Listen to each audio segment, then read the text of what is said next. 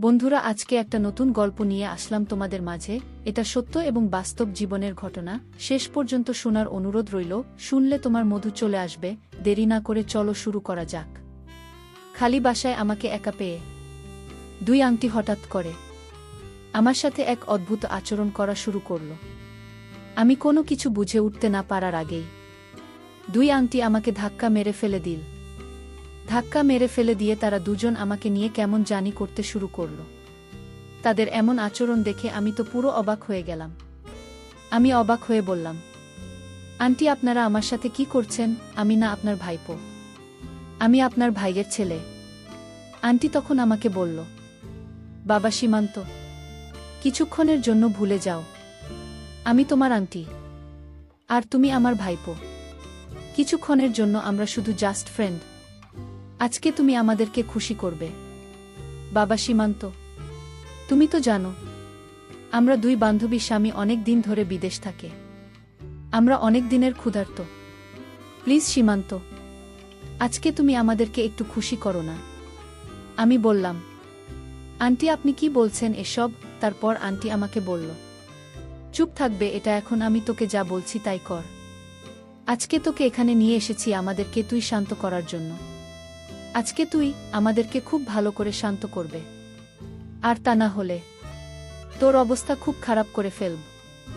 আমি আন্টির কথা শুনে খুব ভয় পেয়ে গেলাম। তারপর বাধ্য ছেলের মতো দুই আংটির কথা শুনতে লাগলাম। তারপর দুই আংটি এবং আংটির বান্ধবী মিলে তাদের ইচ্ছা পূরণের জন্য আমার সাথে যা করল তা শুনলে বন্ধুরা তোমাদের মাথা গরম হয়ে যাবে। বন্ধুরা, গল্পটি অনেক অনেক ইন্টারেস্টিং। গল্পটি শোনার জন্য তোমাদের সকলের প্রতি আমার বিশেষ অনুরোধ রইল। বন্ধুরা, তোমাদের নিকট আমার ছোট্ট একটি অনুরোধ, তোমরা দয়া করে আমার চ্যানেলটি সাবস্ক্রাইব করে আমাকে সাপোর্ট করবে। হ্যালো বন্ধুরা, আমি সীমান্ত। আমি 10ম শ্রেণীর একজন ছাত্র। আমি আমার শহরের নামকরা একটি প্রতিষ্ঠানে লেখাপড়া করেছি। আমি দেখতে খুব একটা খারাপ না। আমার চেহারা দেখতে নায়কের মতন। ছেলেবেলা থেকেই আমি অনেক মেয়েদের কাছ থেকে প্রেমের অফার পেয়েছি, কিন্তু আমি এসবে খুব একটা পাত্তা দিতাম না। আমার বাবা একজন প্রাইমারি স্কুলের শিক্ষক ছিলেন। যে টাকা বেতন পেত তা দিয়ে আমার 4 ভাই বোনের পড়ালেখার খরচ চালাতে অনেকটা হিমশিম খেত। আমার বাবার স্বপ্ন আমি পড়ালেখা করে অনেক বড় পদে চাকরি করব।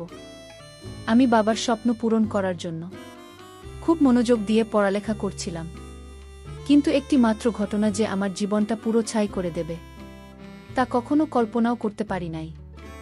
আমার বাবার বোন ছিল মোট 3 জন। তারা সবাই আমাকে মোটামুটি অনেক ভালোবাসত। তার মধ্যে আমাকে সবচাইতে বেশি ভালোবাসত আমার বাবার ছোট বোন, মানে আমার ছোট আন্টি। ছোটবেলা থেকেই ছোট আন্টি আমাকে অনেক বেশি ভালোবাসত, একেবারে নিজের ছেলের মতো। আমাকে সব সময় চোখে চোখে রাখতে, মানে আমার কাছে মনে হতো আমার আন্টি বাবা মার চাইতেও বেশি ভালোবাসতেন আমাকে। আমার আন্টির বিয়ে হয়েছে আমাদের বাড়ির পাশের বাড়ি। আমার আঙ্কল অনেক দিন ধরে বিদেশ থাকে, যে কারণে আমার আন্টি সবসময়, মানে বেশিরভাগ সময়ই আমাদের বাড়িতে সময় কাটাত। আমার আন্টির অন্য কোনো কাজ নেই, ছেলে মেয়েদের দেখাশোনা করা আর ঘোরাঘুরি করা। আমার ছোট আংটি প্রয়োজনে অপ্রয়োজনে আমাকে বেশি কাছে ডাকত। কোনো কিছু দরকার পড়লে আমাকে দিয়ে করাত। আমার ছোট আংটি আমাকে কেন যে এতটা ভালোবাসত আমি তো জানি না, কিন্তু তার এই ভালোবাসার ভিতরে যে একটা শয়তানের রূপ ছিল তা আমি কখনো কল্পনা করতে পারি নাই। আমি যখন খুব ছোট ছিলাম তখন থেকেই আন্টি আমাকে নিয়ে মাঝে মাঝে কি একরকম অদ্ভুত কাজ করতেন, এতে তিনি অনেক খুশি হতো, অনেক আনন্দ পেতেন। আমি তখন কিছু বুঝতাম না। মাঝে মাঝে রাত্রে আন্টি আমাকে তাদের এখানে থাকতে বলতেন। আমি তাদের এখানে থাকলে রাতে আন্টি কেমন যেন আমার সাথে আচরণ করতেন। ওই আচরণগুলো আমার কাছে মনে হতো খুব বাজে, তাই আন্টিকে কিছু বলতাম না। তখন তো আমার কিছু হয়নি, যে কারণে আন্টির এরকম অদ্ভুত কাজের রহস্য বুঝতাম না। যখন আমার একটু বয়স হলো, মানে যখন আমি একটু বড় হয়ে গেলাম, তখন থেকেই আমি আন্টির কাছে আর খুব একটা বেশি যেতাম না, কারণ আন্টির কাছে গেলেই আন্টি আমার সাথে উল্টাপাল্টা কাজ করত, যে কারণে আমি আন্টির কাছ থেকে সব সময় দূরে থাকার চেষ্টা করতাম। এভাবে কিছুদিন যাবার পর আন্টিও আর আমার কাছে আসে না। আমার মনে হলো আন্টি বিষয়টা বুঝতে পেরেছে যে আন্টির ওই সমস্ত কাজে আমি সন্তুষ্ট না। তারপর থেকে আন্টি ও আর আমার সাথে ওই রকম আচরণ করত না। আমি মনে মনে ভাবলাম আন্টি হয়তো ভালো হয়ে গেছে, তারপরেও আমি আন্টির কাছ থেকে দূরে থাকার চেষ্টা করতাম। একদিন আমি স্কুল থেকে বেরিয়ে বাসস্ট্যান্ডে দাঁড়িয়ে রইলাম বাড়িতে আসার জন্য। একটু পরেই একটা ট্যাক্সি এসে আমার পাশে দাঁড়ালো। আমি লক্ষ্য করে দেখলাম ভেতর থেকে আন্টি আমাকে বলছে, বাবা সীমান্ত, ট্যাক্সিতে উঠে এসো, আমি তোমার জন্য ট্যাক্সি নিয়ে এসেছি, তোমাকে নিয়ে আমি এক জায়গায় বেড়াতে যাব। আমি বললাম, কোথায় আন্টি? আন্টি বলল, আগে তুমি ট্যাক্সিতে ওঠো, তারপর সব বলছি। আমি কোনো কিছু না ভেবেই সরল বিশ্বাসে আন্টির কথা ট্যাক্সিতে উঠে পড়লাম। তারপর ট্যাক্সিতে উঠে আমি বললাম, আন্টি আমরা কোথায় যাব? আন্টি বলল, সীমান্ত, আজকে তোমাকে নিয়ে আমি আমার বান্ধবীর বাড়িতে বেড়াতে যাব। একলা একলা যাব তো, তাই আমার কাছে আমি জি লাগছে, তাই ভাবলাম তোমাকে নিয়ে যাব।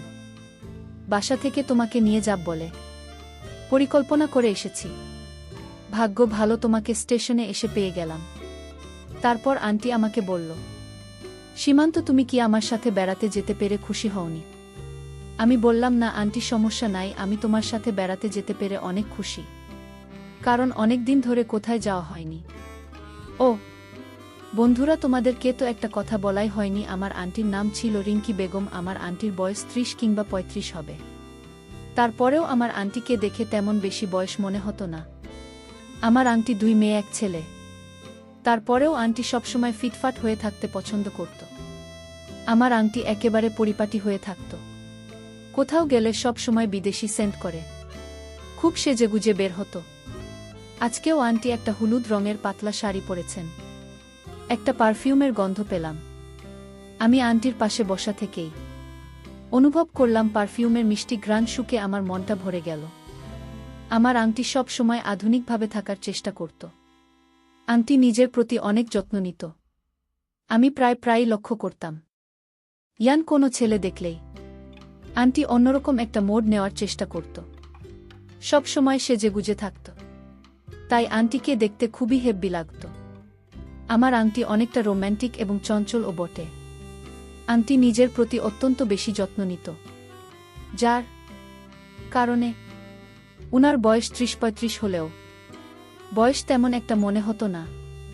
মনে হতো যেন কোনো একটা রূপসী নায়িকা অনেকে মুখে শুনেছি। আমার আন্টি মাঝে মাঝে নাইট ক্লাবও যেত।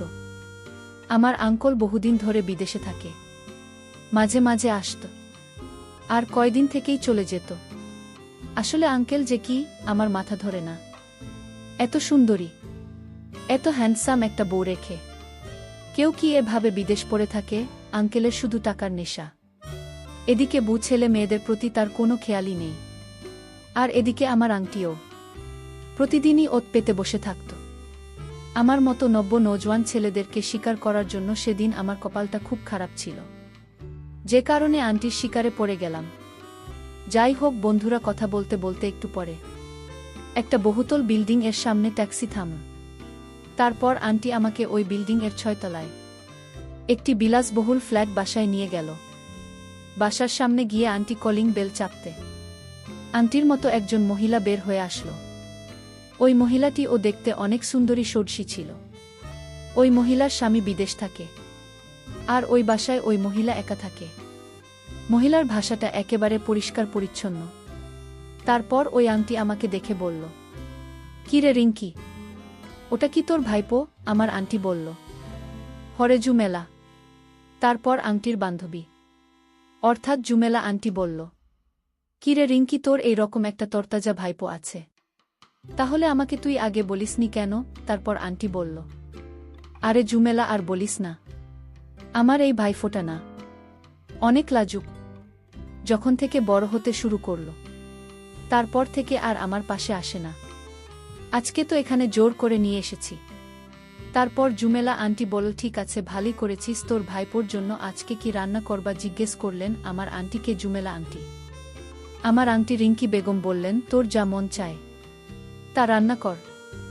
জুমেলা আন্টি বললেন, আচ্ছা ঠিক আছে, তোরা এই ড্রয়িং রুমে বসে টিভি দেখছি আর গল্প কর, আমি রান্না বান্না করে ফ্রেশ হয়ে আসছি।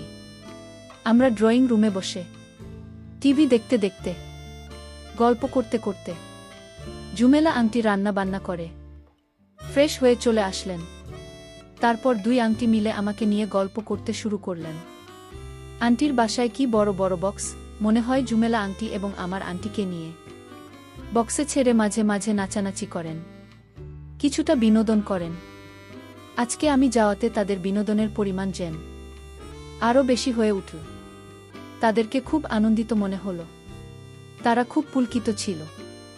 আমিও আবার বক্সের মধ্যে গান ছেড়ে দিলে আমারও খুব নাচানাচি করতে মন চাইত।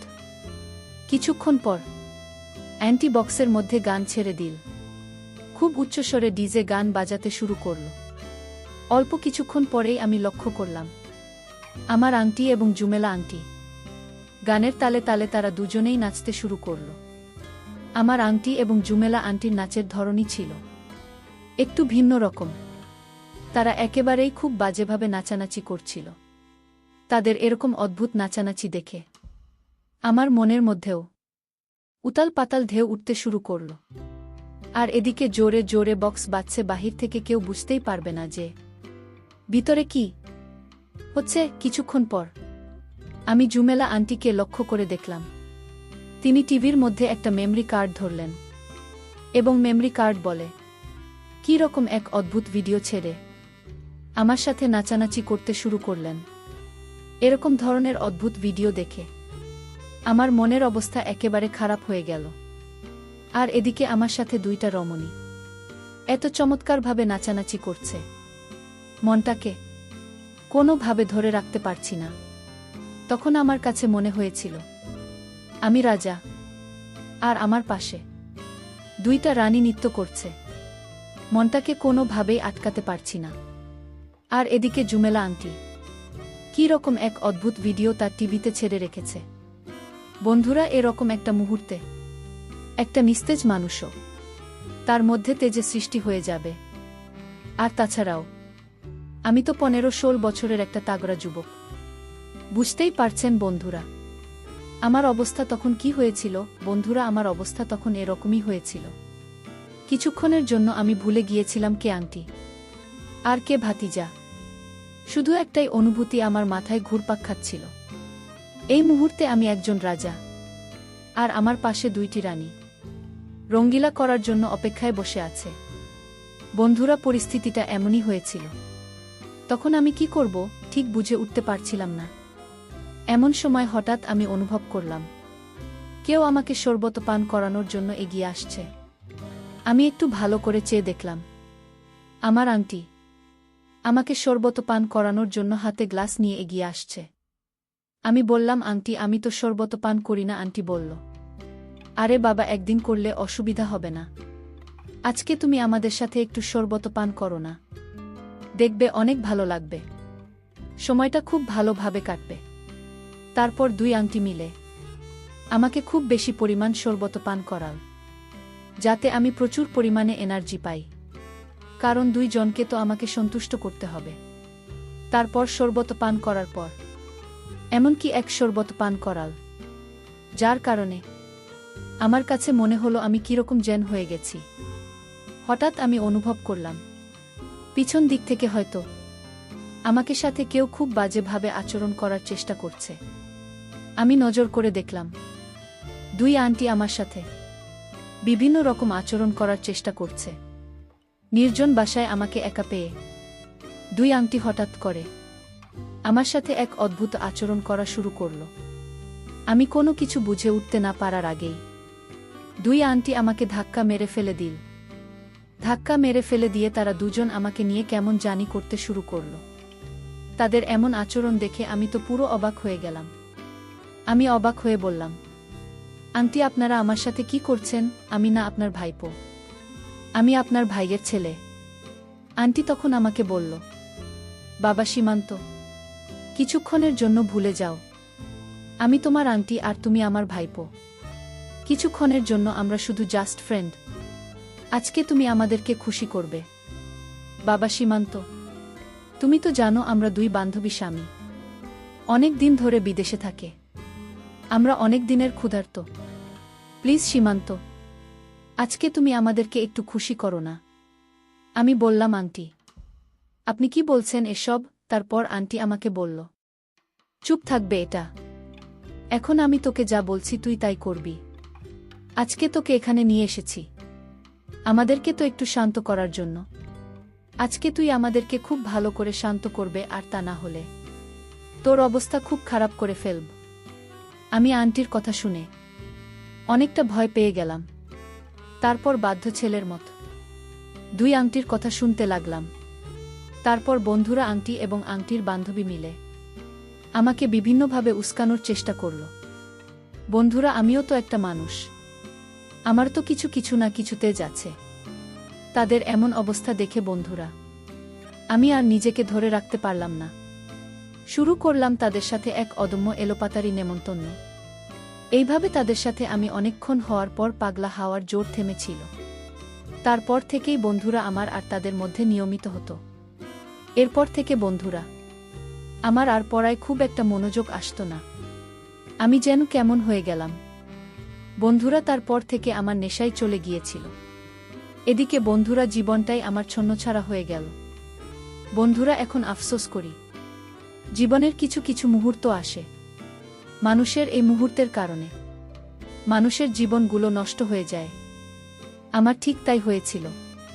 পরিশেষে আমি তোমাদেরকে বলব, বন্ধুরা তোমরা যারা এরকম ধরনের সমস্যার সম্মুখীন, অবশ্যই তোমরা সাবধানতা অবলম্বন করা উচিত। না হলে হয়তো আমার মতো তোমাদের জীবনেও এরকম করুণ পরিণতি হতে পারে।